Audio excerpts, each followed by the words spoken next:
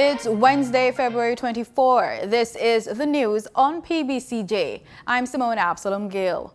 Minister of Health and Wellness Dr. Christopher Tufton says the government has cut more than $30 million from the budget for its vaccine rollout public education program.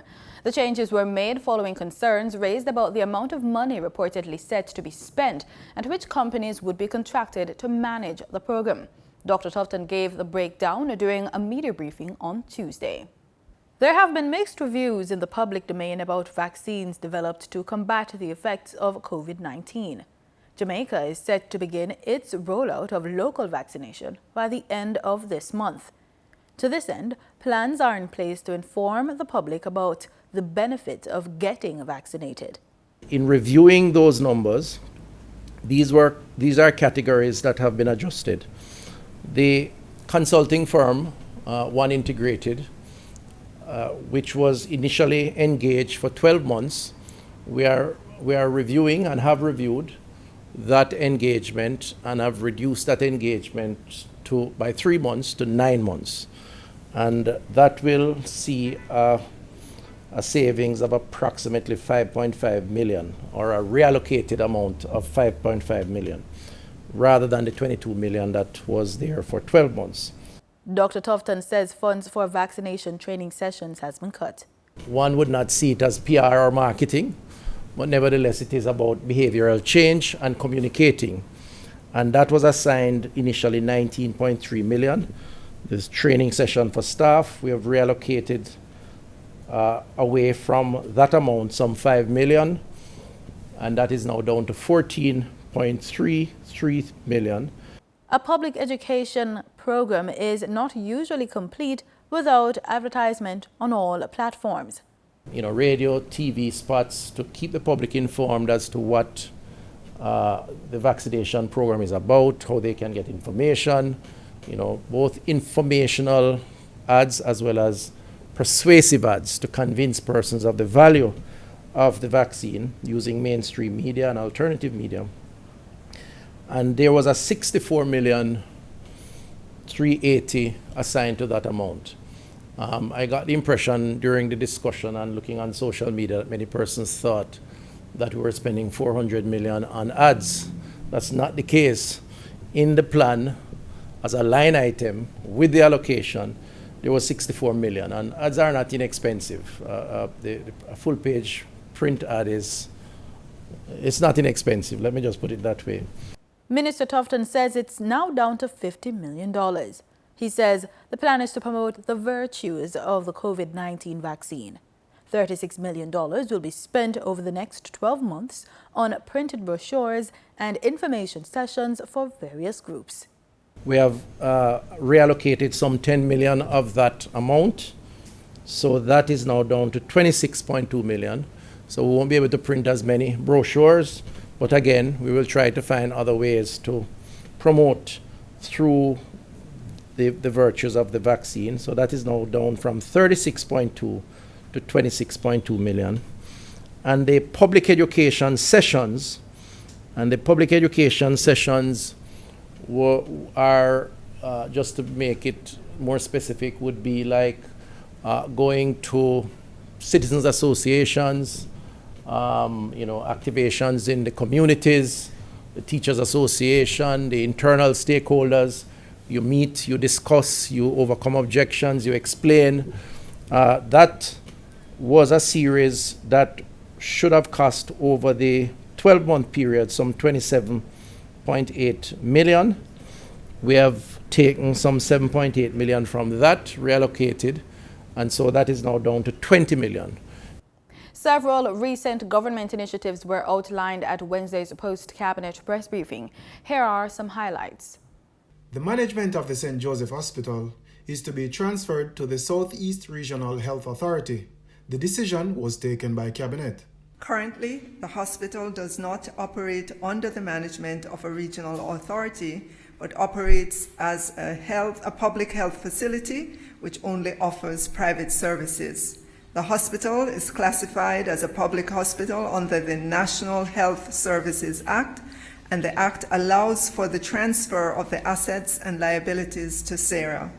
The transfer will not impact the approximately 154 members of staff employed to the hospital, nor have any negative impact on the public-private partnership arrangement for the hospital to have a center of excellence in oncology and nephrology.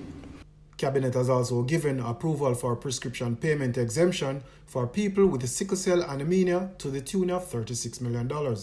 The funds will be taken from the pharmaceutical budget of the Ministry of Health and Wellness. Cabinet gave approval for the exemption of fees at public pharmacies for all persons with sickle cell disease who access care at the University Hospital of the West Indies Sickle Cell Unit. This will enable them to have their prescriptions that they would have obtained from the sickle cell unit to have these prescriptions filled at public pharmacies at no cost to them.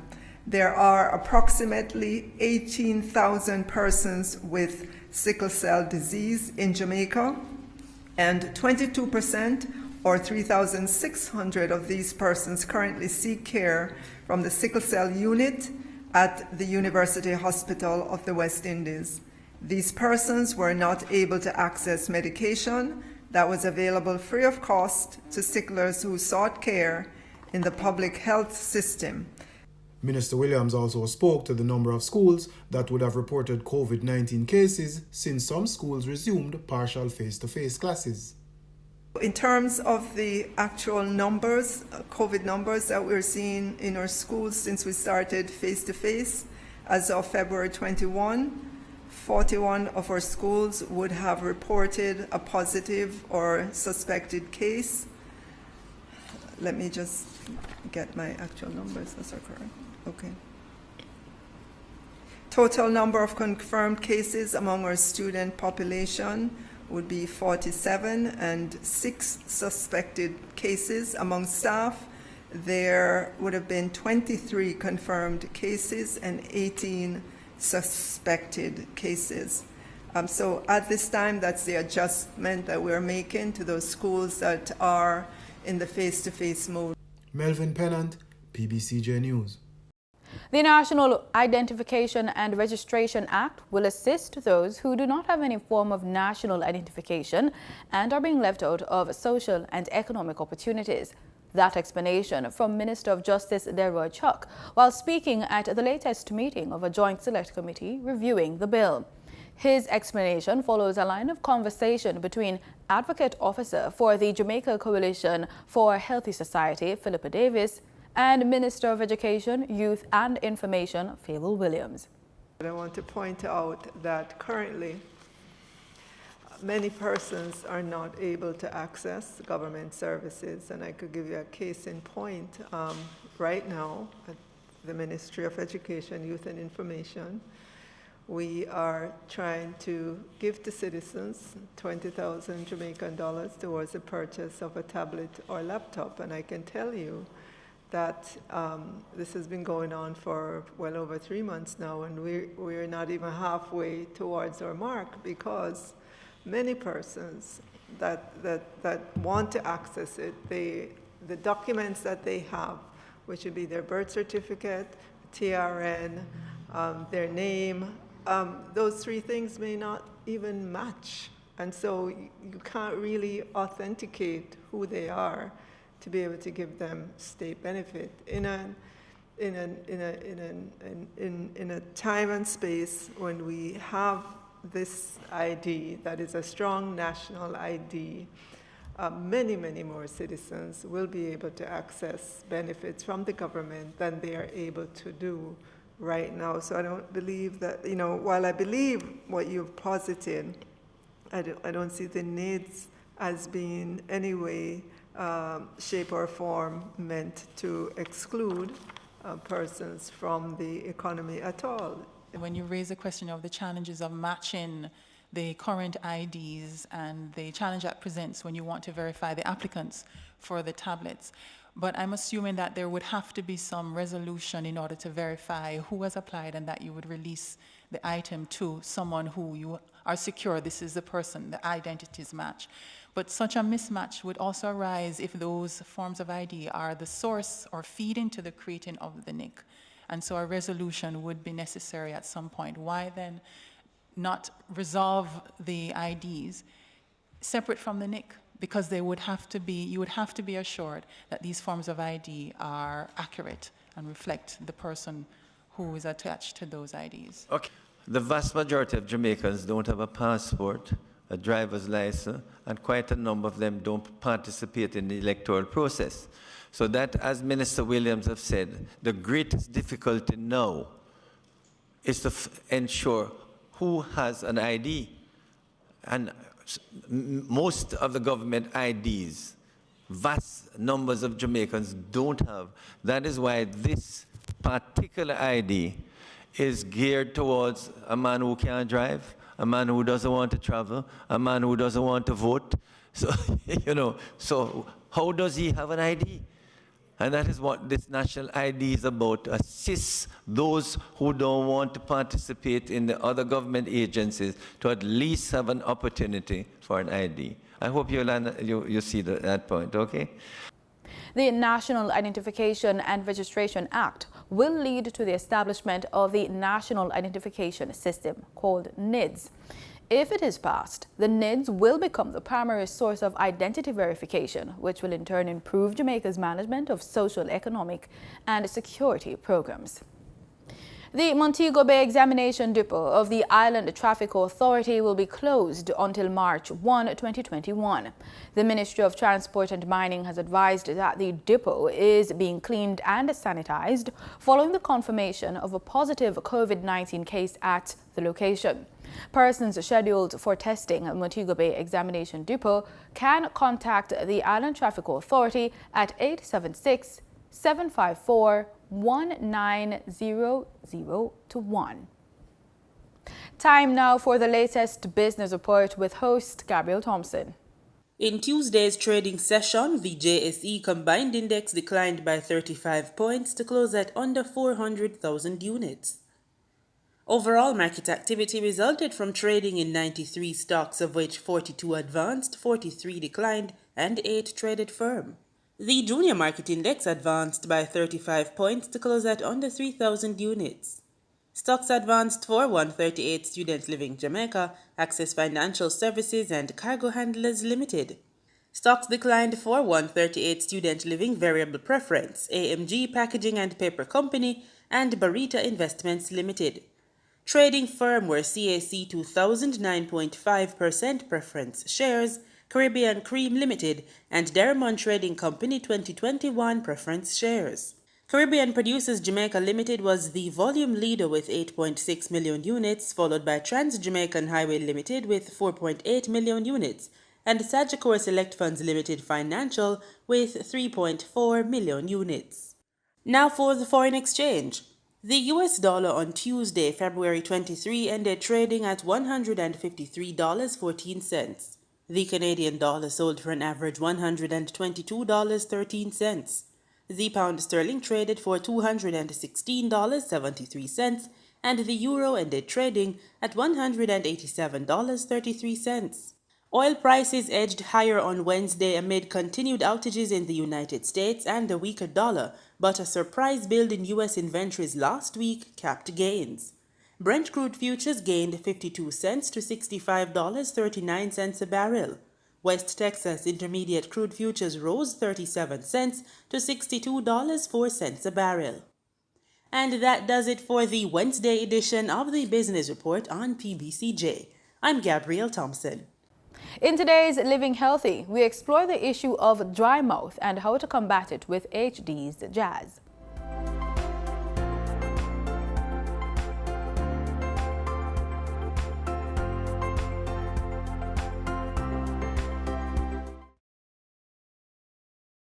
Look at this dryness. Drought is never a good thing. Dry mouth is just the same. Have you ever experienced that pasty feeling in the morning when you wake up? That's dry mouth. Some people have it throughout the day. Some medication causes dry mouth. Some physical illnesses cause dry mouth. But whatever causes it, the results are the same. It causes bad breath, It increases your incidence of cavities. It just makes your mouth feel pasty all day long. The best solution for dry mouth? Water. Drink lots of water. Sip it throughout the day. Eat lots of sugarless gum or sugarless candy. They do have some medications that increase saliva, but those are the simplest things to do. Just as this dry grass needs water, we also need to make sure that we drink lots of fresh, pure water. We need to hydrate, hydrate, hydrate. You can't beat it for good oral health.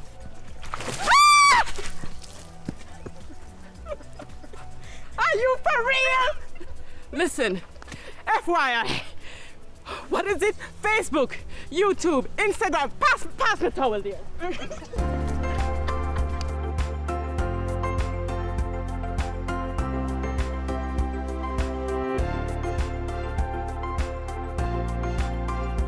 In news from the region, we go to Trinidad and Tobago. The Pbcj Regional Corporation has 3 days to decide whether or not it will pay to exhume and rebury bodies which were dug up at the Monkey Town Cemetery during landslip repair works in January. Construction of a retaining wall at the Monkey Town Public Cemetery Garden of Rest was halted last month after 20 graves and tombstones were dug up. Karen Cozier-Phillips reports.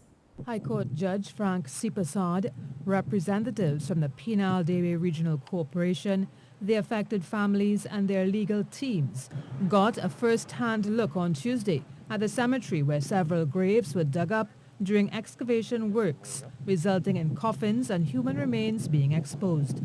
Barakpur widow Savitri Sukram initiated legal action against the Pbcj Regional Corporation for desecrating the burial ground of her husband and 6 other relatives. There were pleas and there were cries to halt and stop the excavation that was being done. The current image you are seeing here was probably 100% worse, but this is the extent of the current excavation. We are hopeful that there are remains within the material there, and we are positive that it would be probably relocated and retrieved when In his ruling last week, Justice Sipasad granted an injunction preventing any access to the cemetery and prohibited the Pbcj Regional Corporation from doing any further work at the gravesite. Justice Sipasad said there can be no doubt that the graves have been affected, and in a civilized society, bodies would have been exhumed and reburied before any work commenced. He further stated that this was not done, and now we must do what is right and treat these disrupted remains with respect. Justice Sipasad ordered that the line ministry is to issue exhumation orders by Thursday.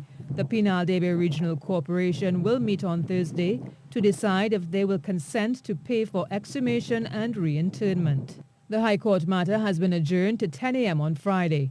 If there's no agreement, the court will decide on who is to pay the costs. Justice Sipasad also ordered that the corporation can resume road works, but this must be contained to 2 feet from the retaining wall. Karen Cozier-Phillips, TTT News. In St. Lucia, Prime Minister Alan Chastanet claims a US $30 million loan from the International Development Association is not new borrowing.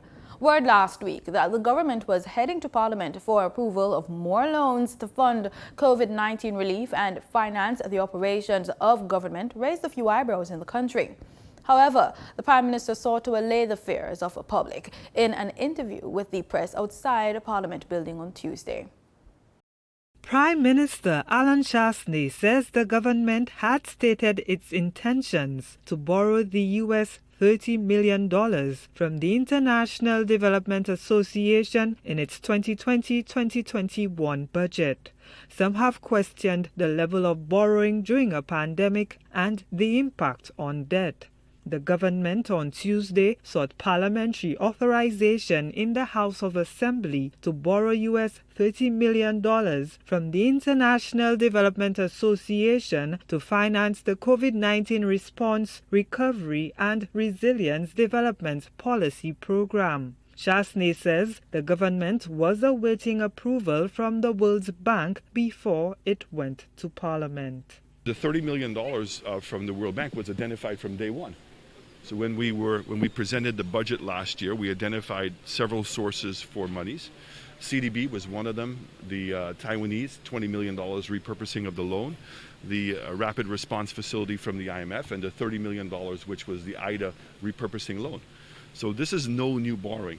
You know, this is not like the government's coming after the fact to borrow money.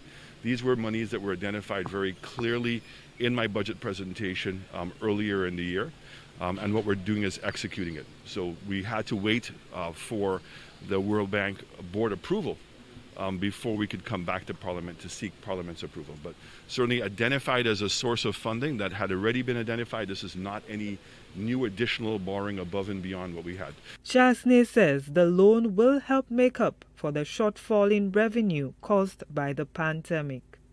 We knew and had anticipated that there would be a significant revenue shortfall based on COVID, which there was. We had projected that tourism revenue would be down 50%. To date, that's exactly what the number has been. And also we knew that we would have the additional expenses. And sadly, coming out of Christmas and New Year's with the spike in cases, that has now cost us additional revenues. We've had to go back and reopen a couple of the hotels. We've had to, the testing has gone, through the roof, and operations at Victoria Hospital. So all of these are coming with additional expenses. Meanwhile, First Deputy Leader of the Opposition St. Lucia Labour Party, Castries South MP Dr. Ernest Hilaire, is optimistic that some of the US $30 million will be allocated for income support. I am hoping that the government does allocate a substantial part for that. I wouldn't be surprised if they do, because the elections is coming. They spent a lot of the money they've borrowed on other things. So finally, you must give the people something. I mean, it would be outrageous if a government does not do that. But again, you never know with this government. They've made it very clear that they do not believe in giving what they see as handouts to people. And it always blows my mind away when they say that in the House, that if you help people who are in need, vulnerable, they are making mendicants of them. But when you give businesses all the concessions and incentives, what are you making out of them? So my thing is, I expect the government to give the people more this time, but I wouldn't be surprised if they don't, and I wouldn't be surprised if they do, because the people are crying, the people are suffering. The government also sought parliamentary approval to borrow US $7.378 million from the Caribbean Development Bank from its ordinary capital resources. This will also consist of an amount of US $4.178 million from the equity and market resources of the Caribbean Development Bank. Gina Filippi, HTS News Force. In the Bahamas, the Minister administration has been rocked by yet another resignation. Minister of Youth, Sports and Culture became the fourth person to resign from Prime Minister Dr. Hubert Minnis's cabinet, as certain matters are under investigation. Jasmine Brown reports. The reaction was swift outside cabinet this morning as Rolle's father showed up to defend her name, and some of her former cabinet colleagues weighed in. These foolish movements, Honorable Prime Minister, making you look bad. Trying to make you look like a one-term Prime Minister. And you stop that? Because Hubert Ingram teach you to be a better man than this. I come here to really to stand up for my child, no matter what differences, daddy. But my baby, so don't disrespect her. Rolle's father was visibly upset outside cabinet as he defended his daughter. His fiery comments came just an hour after Rolle's resignation letter began making the rounds on social media. Shortly before 1 p.m., the cabinet office released a statement confirming the resignation. It said, Prime Minister the Most Honourable Dr. Hubert Minnis has accepted Mrs. Rolle's resignation. Certain matters have been brought to the attention of the Prime Minister and are under investigation. The Prime Minister thanks Mrs. Rolle for her service. Meantime, Rolle did not provide an explanation for her decision to resign. In a letter dated February 23rd and addressed to Governor General Cornelius A. Smith, she said, "Today I tender my resignation as Minister of the Government of the Bahamas. I am pleased to have opened and bookmarked this chapter of my book of national service to the good people of the Commonwealth of the Bahamas." However, Rolle says she will continue to represent the Seabreeze constituency to the best of her ability and thanked Minnis for giving her the opportunity to serve. Since she entered politics, Rolle has at times been a controversial figure. She resigned from the Senate in 2016. Though she cited personal reasons, her resignation came amid controversy. In 2018, Minnis removed Rolle from the Ministry of Social Services amid reports that she was not getting along with the staff. Rolle's father claimed her resignation from cabinet was a result of her having been informed that she will not be renominated as a candidate in the Seabreeze constituency. She really called me last night and she said, "Daddy, Mr. Carl Battle, the Honorable Carl Battle told her that the Honorable Prime Minister said she will not be running." So I put on my best suit and bathed my skin. And I ain't going to wake, because I doing sidewalk. This wonderful Prime Minister, he is doing some good work, but he's still doing some light things. Rolle's former cabinet colleagues were asked about her resignation as they headed into cabinet. In any cabinet, you're going to see resignations. In any cabinet, not everyone is going to make the full 5-year term. One thing that you've seen with the Minnis administration, that he has called on his ministers to account, and you all know the circumstances, and some ministers have resigned, and they remain committed to the party. According to the cabinet statement, Central Grand Bahama MP Iram Lewis will be appointed as the Minister of Youth, Sports and Culture. Reporting for our news, I'm Jasmine Brown. In sports, we kick off with football. Professional Jamaica Limited has secured 2 more sponsors for the Jamaica Premier League. Red Stripe and Conservant Limited are the latest companies to come on board. The question that so many people have is now answered. Red Stripe is a partner of the Jamaica Premier League powered by Digicel. Professional Football Jamaica Limited is very pleased, truly excited that Red Stripe is continuing its partnership for the development of football in Jamaica with their sponsorship of the Jamaica Premier League powered by Digicel. We are happy to announce that Red Stripe will continue in support of local football with the sponsorship of newly rebranded Jamaica Premier League. For the past 10 years, Red Stripe has shown strong commitment to local football, and we will remain the official beer sponsor of the Jamaica Premier League. Professional Football Jamaica Limited is pleased to have on board another club sponsor for the Jamaica Premier League. This time we're welcoming Conservant Limited as our latest partner for working with our clubs, really working towards the development of football at the professional level in Jamaica, beginning with clubs where we are at the heart of communities in Jamaica. Welcome on board. We are very, very excited to be on board with this venture. Football has been our passion, and to be involved in football at the level of sponsorship, helping the youths to develop, is really, we are really excited to get on board. Both companies welcome the chance to become part of the Premier League. Despite securing several sponsors, Professional Jamaica Limited says there is still no word yet as to when there will be a kickoff of the 2021 season. The current COVID-19 spike is a major factor.